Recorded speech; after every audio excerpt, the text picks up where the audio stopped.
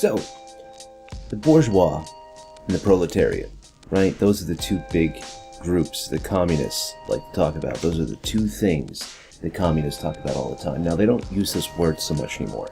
They use the elite and the working class. It's the same thing. The people who create the wealth and people who hold the wealth versus the people who are exploited for that wealth. And their solution to all this is to get rid of the bourgeois, to get rid of the people who are in command of the wealth, and to get rid of the people who have benefited the most from that wealth, and to empower, quote-unquote, the working class or the proletariat.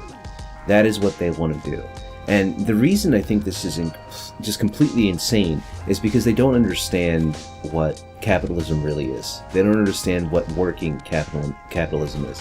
And that is, basically, you're paid for your work. I know that sounds so simple, right? So straightforward, and maybe even ridiculous for how simple it is. But it is that simple. You're paid for your work. That's what solves the proletariat and the bourgeois being so completely and utterly separated from each other. The proletariat need to be worked. They need to be paid for what they do. No slave labor, and no labor which makes them into slaves, even if they are paid. In other words, you have to get paid a living wage, not a minimum wage. I mean, that's one of those principles, one of those things that you have to do to make sure that your system works. And the bourgeois, they can get paid as much as they want, but they can't get paid more than there is in the ecosystem. They can't get more money than there is available. In other words, they can't steal money that isn't there and screw other people over. That's why we have laws. So the solution isn't communism. The solution is pay your workers a fair wage, allow people to press for more money, to pursue opportunities that they might want, and make sure that the people at the top realize that where they're getting their money from are from people below them, generally speaking. It isn't just them. But you don't take money away from, you don't take wealth away from the rich to give to poor people. That doesn't solve the problem. Not at all. I mean, not unless we're talking like extreme conditions where actual slavery happens, then yes, you take the wealth away from the slave owners and you give slaves their freedom, but that is not what we have in the West. We do not have slavery and slave owners. Anyone who tells you that is a complete fucking moron and doesn't realize, they just do not realize what kind of world they live in. Yeah, so if you're a communist, and you believe in communism, you really ought to rethink what you believe.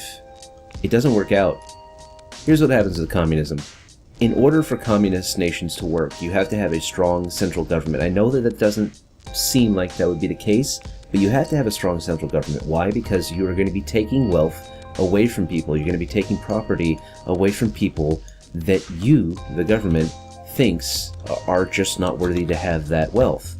In other words, there's a rich person down the street that you don't think deserves that big house that they have, or the nice car, or whatever the hell they have. You think that the family down the street deserves a nice car, and you think the other family down the street deserves a nice house. Maybe you could put 20 families in that really nice house. Well, you're going to end up having to screw over that one guy. How do you do that? Do you get the 20 families to do it? No, that's anarchy. That's complete insanity. We'll just kill the guy. And then who's to stop anyone from killing those people, and taking the house back? Or who's to stop the guy from hiring a bunch of people and killing those 20 families? So no, we can't do that. We have to have a strong central government for communism to work.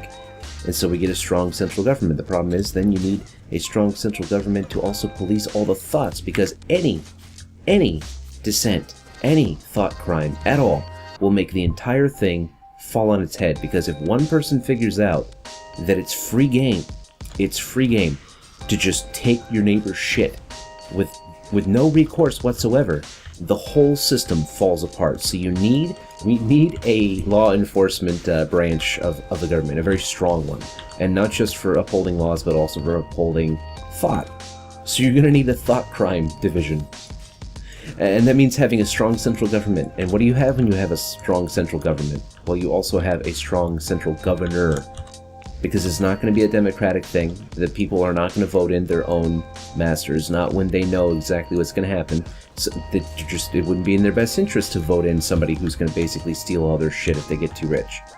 Hell no. So they don't even get to choose they'll actually end up with a very strong central government that will essentially enslave them. So you cannot solve slavery, you cannot solve, economic injustice with communism. But the thing is, communism and fascism are supposed to be diametrically opposed to each other, right? That's what all communists say, that's what all fascists say. Fascists popped up as a kind of an answer to communism. Well, the thing about fascism is, what they do is they find people who are quote-unquote the enemy, and then they will take all their wealth, whatever they decide is just not worthy for an enemy to have, and then they'll take all that wealth, resources and shit, and they'll give it to somebody who they deem to be more worthy of that stuff. Sound like communism to you? Because it really is a hell of a lot like communism. And guess what? Fascism also has a very strong central government to enforce all the laws of the land, and they also thought police, because anybody who isn't a fascist in a fascist nation is a threat to the fascist nation. Even if they're not doing anything, just by being there passively, they are a threat via thought crime. They're the same thing. They're both totalitarianism. Both of them. I mean, one is extreme left and one is extreme right, but to be honest with you, I think that the political spectrum is on a curve. So if you go far enough right, if you go far enough left, you curve back around to right or left, depending on which way you started. Because fascism and communism are essentially the same goddamn thing. I mean, they sound so different on paper, but really in reality, they are the same thing. The only difference is that fascism rules by fear. It tells the people what they should and should not do, and the people obey because they know that they'll be in trouble if they don't. Whereas communism uses the rule of mob rule. It uses a kangaroo court to get the entire populace behind whatever the hell they're doing. So it encourages people to police themselves by taking out dissenters. They're both abhorrent. They are both horrible things to be living under. And neither of them solve the issue of the huge gap in wages and the huge gap in wealth between the rich and the poor. Neither of them solve the huge gap in privilege between the haves and the have-nots. It does not solve a fucking thing. And yet we have kids now that think that communism is amazing. We have people who think that far right-wingers are fascists, and how can you be this stupid? I mean, I understand, because I used to be really young and really stupid myself, but how can you not see it is not internally consistent? Neither political ideology is. Both of them require that you oppress people in order to quote-unquote free them from oppression. Both of them do. And again, the only difference between communism and fascism is fear and basically group fervor, or just mob mentality. Communism is mob mentality and fascism is fear, but they both end up at the same fucking place. Literally the same place. No freedom of speech, no freedom of expression, no representation, no voting, none of that shit. All of your decisions are made for you. It's totalitarianism from top to bottom. I'm so confused as to why people would think that they're at all different. Really, I mean, in practice, the only real difference that I can see, other than what I mentioned about the fear and the mob mentality, is that communism has killed a hell of a lot more people than fascism.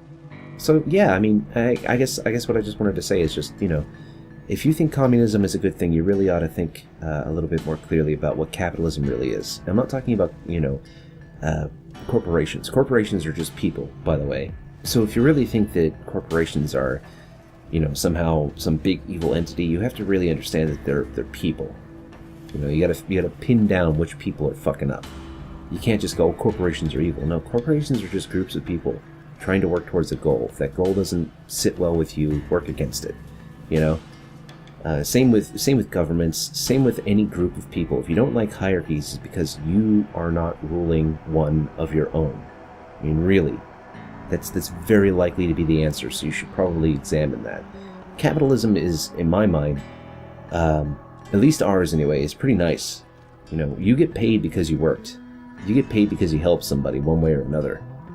You helped somebody with a job, you sold a painting that made somebody feel better, you sold a piece of music which made somebody feel better, you built a house, you fix somebody's plumbing.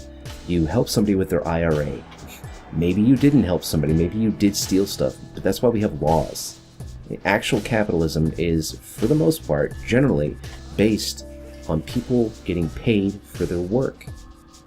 I mean, it's that simple, guys, and that's the only way I can see that we can live in a world where we each have individual agency and we each have individual accountability, and we're not getting fucked over by a huge government that aims to help us, quote unquote. Look it up first, guys. Adios.